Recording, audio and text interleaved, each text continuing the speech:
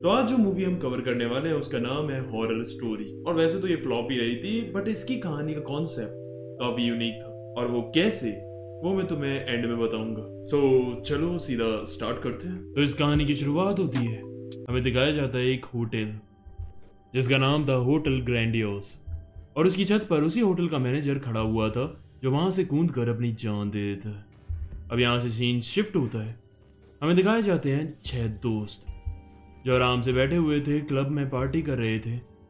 उनके ग्रुप में 3 लड़कियां और 3 लड़के थे। लड़कियां थी सोनिया, नीना और मैगी, और लड़के थे नील, सम्राट और अजिन। और तभी उनका एक और दोस्त आता है वहाँ, मंगेश। अब तभी सामने टीवी पर न्यूज चल रही थी, वही होटल ग्रैंडियोस के मैनेजर ने जो छत से सुसाइड करा था उसकी। तभी उधर वो सारे दोस्त इस केस पर बात करने लगते। नील बताता है पहले उस होटल में काफी और ऐसी घटनाएं हो चुकी, कई सारे जो पहले इनके कस्टमर्स आए थे उन्होंने भी अपनी जान दे दी थी, एंड उसके बाद ये होटल बंद पड़ गया, एंड अब इसके मैनेजर ने अपनी जान दे दी। फिर अंचित कहता है मैंने भी यही सुना है कि वो होटल हॉन्टेड है, एंड खासकर उसका रूम नंबर 30। कहा जाता है उधर ही उस रूम में एक लड़की की मौत हो गई थी, एंड उसकी आत्मा अभी तक। तभी उनके दूसरे दोस्त सम्राट और मैगी कहने लगते हैं कि क्या बेकार की बातें कर रहे हो, ये सब कुछ नहीं होता, और मैं तो भूतों में वैसे भी नहीं मानता। कहीं पीछे से वहां एक क्लब का आदमी आता और कहता जब दिखेगा ना तो मानने के लिए जिंदा नहीं बचोगे। अब ये सुनकर सम्राट को गुस्सा आ जाता है और कहता है कि गाय चलो आज उस होटल में जाकर देखते हैं कि क्या है उस। अब वहां अब चलते चलते अब वो उस होटल के बाहर पहुंच जाते हैं, बट होटल बंद। लेकिन अंदर से सम्राट को एक रेडियो की आवाज आ रही थी। अब रेडियो बज रहा है तो मतलब अंदर कोई ना कोई तो होगा ही, इसलिए अब वो होटल के पीछे वाले एंट्रेंस से अंदर घुस जाते हैं। अब अंदर ये जाकर देखते हैं तो वहाँ होटल काफी डरावना लग रहा था। वहीं जाकर उन्हें वही रेडियो दिखता है जो बज रहा था, लेकिन उसे सुनने वाला वहाँ कोई नहीं था। अब जैसे ही वो वहाँ से जाने लगते तो हमें इधर दिखाया जाता है कि वो रेडियो पूरा खराब डला था। अब आगे जाते हुए नीना को एक कमरे में दिखती है कई सारी घड़ियाँ रुकी हुई, जिनमें सब के सब में सेम टाइम हो रहा था 3:55। एंड तभी एकदम से पीछे से उसका एक डुप्लीकेट वहां से उसे देखते हुए जाता, एंड उसकी ये देखकर फट जाती है। उसके बाद हम देखते हैं कि वो नील के पास आकर उसे सब बताती है, लेकिन उसे लग रहा था इसे वहम में हो रखा है, इसलिए वो उसकी बात नहीं मानता और उसे लेकर बाकी दोस्तों के साथ वो आगे बढ़ने लगते हैं रूम नंबर 3046 की तरफ। बीच रास्ते में उनके पैर पर एक केन आकर पड़ता। उसके बाद जो अंचित था वो उस केन को उठाकर पीछे की तरफ हॉल के अंधेरे में फेंक देता है, लेकिन तभी वो कैन फिर से वापस आया, और उसके बाद वो फिर से उसे फेंकता है तो वो फिर से वापस। और अब ऐसा भी नहीं था कि वो दीवार से टकरा के वापस आ रहा था, क्योंकि कोई आवाज़ ही नहीं आ रही थी टकराने की। जिस तरह से वो कैन वापस आ रहा था ये तभी हो सकता था जब उधर भी कोई बैठा। अब इसके बाद अंचित वो अंदर देखने के लिए जाता है, लेकिन काफ़ी टाइम हो जाता है वो वापस ही नहीं आता, और उसके बाद वो सारे दोस्त उसे ढूंढने के लिए अंदर चले जाते हैं। तभी वांछित उन्हें डरा कर उनसे मजाक करता है। अभी आगे जाकर ये एक रूम में पहुंचते हैं जहां हॉस्पिटल का सामान रखा हुआ था और एक शॉपिंग मशीन भी थी। अब ये कहते हैं कि शायद वो बातें सच थी कि ये एक पहले मेंटल हॉस्पिटल था, दैन उसके बाद इसके ऊपर होटल बनाया गया। अब आगे जाते हुए कुछ आवाज़ें सुनाई दे रही थी, इसलिए वो आगे जाते हैं तो वो एक रूम से आ रही थी। तभी वो देखते हैं तो वहाँ एक टीवी चल रही थी, लेकिन उस पर केबल नहीं था, और उसी के अंदर से वो आवाज़ें सुनाई दे रही थी। अब नील और अंचित दोनों बैठकर वहाँ सुनते हैं तो उन्हें एक लड़की की आवाज़ सुनाई दे रही थी जो कह रही थी, लेकिन उनके दूसरे दोस्त ये बात नहीं मानते हैं। एंड देन आगे चलते हुए वो पहुंच जाते हैं रूम नंबर 3046। अब वहाँ जो सम्राट था वो ज्यादा ही बकचोदी करने लगता है और कहता है तुमने कहा था कि इस रूम में उस लड़की की हत्या हो गई, मे भी वो काफी हॉट लड़की हो और वह यहीं इस रूम में आकर बाथरूम में शावर से नहाने के लिए आई होगी। अब उसके ऐसा बोलते ही अंदर शावर चालू हो जाता। अब वो अंदर जाता है और वहाँ बाथटब पर लगा हुआ पर्दा हटाता ही है, तभी एकदम से बाथरूम का रूम बंद हो जाता है एंड लाइट भी चली जाती। अब उसके दोस्त उस दरवाजे को तैसे तोड़ ताड़ कर अंदर जाते हैं तो वो देखते हैं कि सम्राट अंदर बाथटब में डाला हुआ, पूरा बाथटब भर गया। ये देखकर उनकी फट जाती है और वो सब के सब सीधा भागते हैं वहां से निकलने के लिए, लेकिन जिस दरवाजे से वो अंदर आए थे वो देखते हैं तो वहां कोई दरवाजा ही नहीं था बल्कि एक दीवार थी। अब वहां से वो भागकर दूसरी तरफ से निकलने की कोशिश कर रहे थे लेकिन वहाँ के मेन डोर जो था वो भी बंद हो रखा था। अंचित उसे कुर्सी से तोड़ने की कोशिश करता है लेकिन वो दरवाजे काफी एंड अब सब के सब बच चुके थे और अब बैठे हुए अपने आप को पूछ कि वो यहाँ पर क्यों आए। अब ये लोग सब साथ बैठे हुए थे और ये कुछ कर भी नहीं सकते थे। इन पर जरूर मोबाइल फोन्स थे लेकिन उनमें नेटवर्क ही नहीं आ रहा था वहाँ पर। अब तभी नील कहता है अगर ये एक होटल है तो इधर जरूर छत भी हो, शायद वहाँ नेटवर्क आ जाए। अब अंचित और मंगेश जाते हैं ऊपर छत का रास्ता ढूंढने के लिए। अब तभी ऊपर उन्हें एक नर्स दिखती है और वह उनसे कहती है कि क्या आप लोग डॉक्टर कपाड़िया से मिलने आए हैं? डॉक्टर अब फ्री हैं, आ जाइए। एंड देन फिर वो अंदर चली जाती है। अब उसे देखकर ये दोनों भी वहीं चले जाते हैं एंड उस रूम में काफ़ी ज़्यादा अंधेरा हो रखा था। तभी सामने उन्हें एक व्हील चेयर दिखती है। अब मंगेश जो था वो उस कुर्सी के पास जाता है और तभी वहाँ से वो भूतनी उस पर हमला करके उसे एक ही बार में देती है।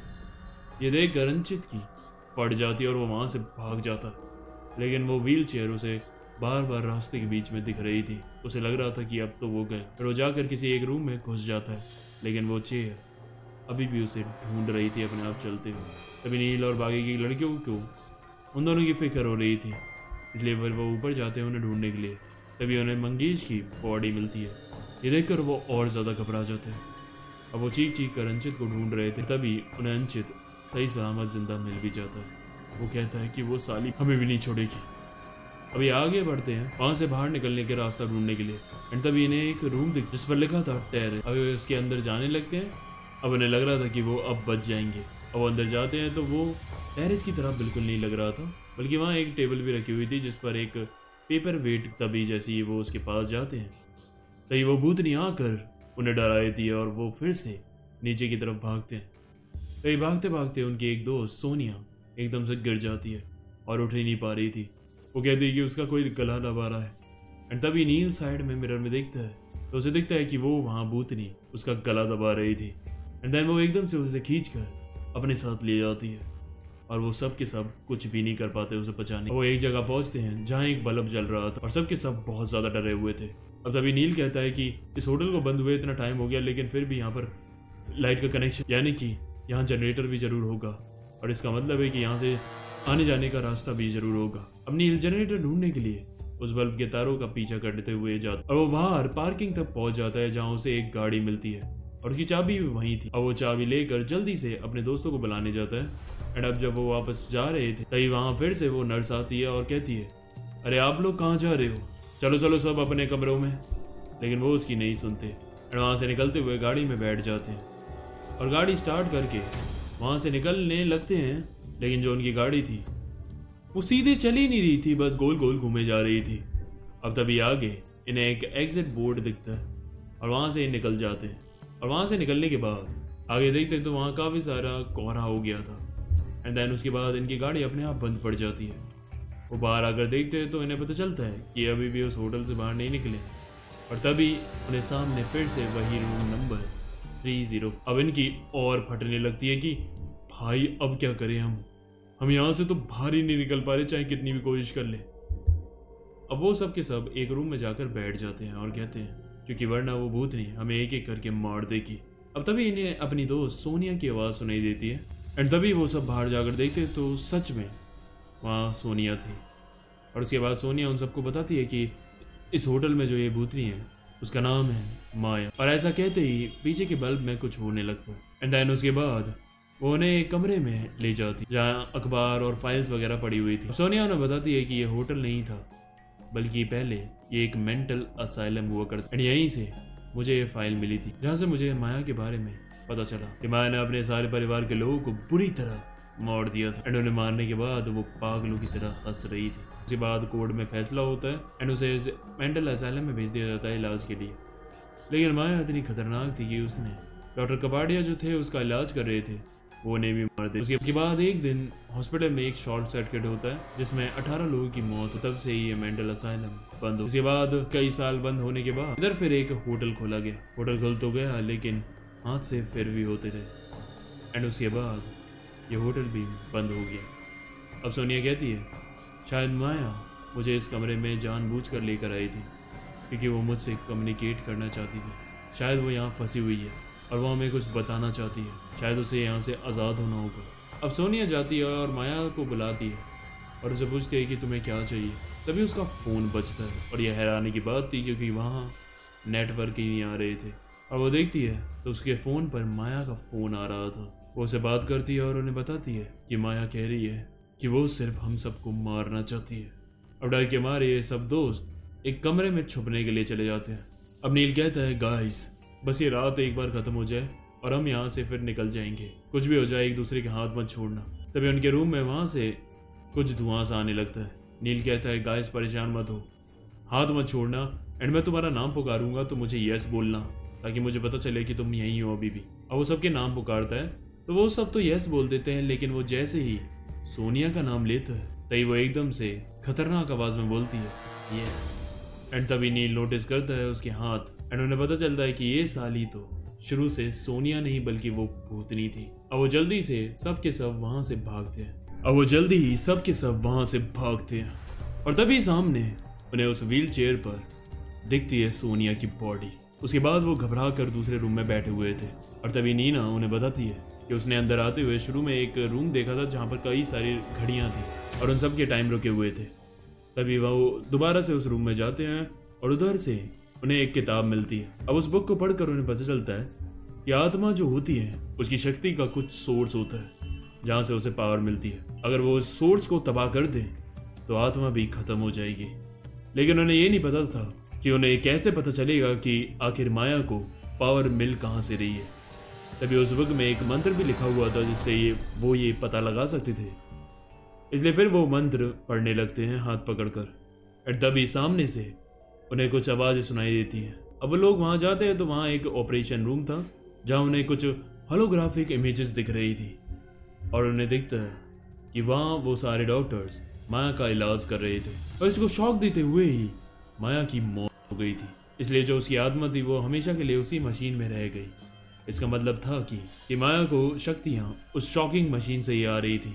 अब ये लोग जाते हैं दो की टीम में पेट्रोल डीजल वगैरह ढूंढने के लिए ताकि ये इस मशीन को डिस्ट्रॉय कर सके। अब अंशित और नैना अलग ढूंढ रहे थे और मैगी और नील अलग ढूंढ रहे थे।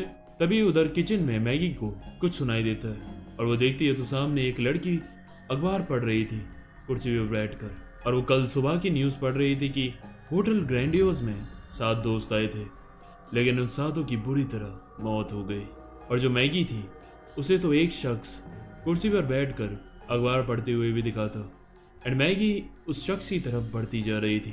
एंड तभी वहाँ नील आता है एंड सामने से वो लड़की गायब हो जाती है। अब वो उसके साथ जा रही होती है तभी वो नोटिस करती है कि नील की मिरर में रिफ्लेक्शन नहीं दिख रही थी।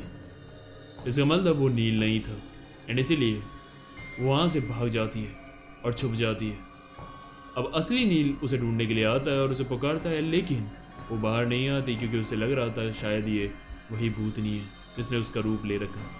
अब उसके जाने के बाद वहाँ वो भूतनी आकर मैगी को देती है। तो इस तरह हम देखते हैं कि अंशित और नैना को भी कुछ आवाज़ें सुनाई देती हैं एंड तभी अंशित बाहर देखने के लिए जाता है लेकिन वो वापस ही नहीं आता। अब नैना उसे देखने के लिए जाती है एंड उसकी फट जाती है क्योंकि उसे अंशित की बॉडी मिलती है और उसकी गर्दन धड़ से अलग कर दी गई थी। इसके बाद वहीं नील आता है पेट्रोल लेकर और उस मशीन पर डाल देता है लेकिन तभी वो भूतनी आकर उसे भी पकड़कर खींचते हुए ले जाती है। अब बेचारी बस नीना ही बची हुई थी। वो माचिस ढूंढती है उसे जलाने के लिए लेकिन वो भूतनी उसे डरा कर वहां से भगा देती है। और वो जब बाहर आती है तो वो देखती है कि उसके सारे के सारे दोस्त वहां खड़े हुए थे जो मर चुके हैं और उसे कहते हैं तुम भी आ जाओ नैना। लेकिन उसे पता था ये उस भूतनी की ही चाल है। और तभी उसे साइड में पेट्रोल गिरा हुआ दिखता है थोड़ा सा एंड फिर वो वहां से जलते हुए बल्ब को उसमें डालकर तोड़ देती है जिससे कि उधर आग लग जाती है। फिर वो साइड से कपड़ा उठाकर उसमें आग लगाकर उस मशीन को डिस्ट्रॉय करने के लिए जा रही थी लेकिन जो भूतनी थी वो उस पर बेंच वगैरह फेंक कर ढेर कर देती है और उसकी आग जो लगी थी उसे वो फूंक मार कर बुझा देती है। अब नैना उसे दोबारा जलाने की कोशिश कर रही थी तभी वहाँ सामने एक फैन रखा हुआ था जो कि अपने आप ही चल जाता है और उसकी आग फिर से जल जाती है। और ये काम एक्चुअली में उधर होटल के ओनर की आत्मा ने किया था उसकी मदद करने के लिए। अब नीना उस कपड़े को उठाकर जाकर सीधा उस मशीन के ऊपर डाल देती है एंड आखिरकार उस मशीन के डिस्ट्रॉय होने से माया भी डिस्ट्रॉय हो जाती है। एंड उसके बाद फिर वहाँ सुबह हो जाती है और धूप निकलती है और उस होटल के दरवाजे अपने आप खुल जाते हैं, यानी कि माया का श्राप अब वहाँ से जा चुका था और यहाँ सिर्फ नीना ही वहाँ से अकेले बचकर निकल पाती है और यहीं ये मूवी खत्म होती है। तो कैसी लगी ये मूवी? वैसे पता है ये मूवी एक्चुअली में इंस्पायर्ड थी एक हॉलीवुड मूवी ग्रेव एनकाउंटर से। एंड भाई वो तो इस मूवी से कई गुना खतरनाक है और उसके 2 पार्ट्स भी बने हैं। अगर तुम चाहते हो कि मैं वो मूवी भी एक्सप्लेन करूं तो बताना कमेंट्स में। बाकी वीडियो अच्छी लगी हो तो तुम्हें पता है क्या करना है, तो कर दो। और अगर तुम्हें ये वीडियो अच्छी लगी है तो तुम्हें ये दोनों भी बहुत पसंद आने वाली है, जाकर जल्दी देखो। चलो फिर मिलते हैं।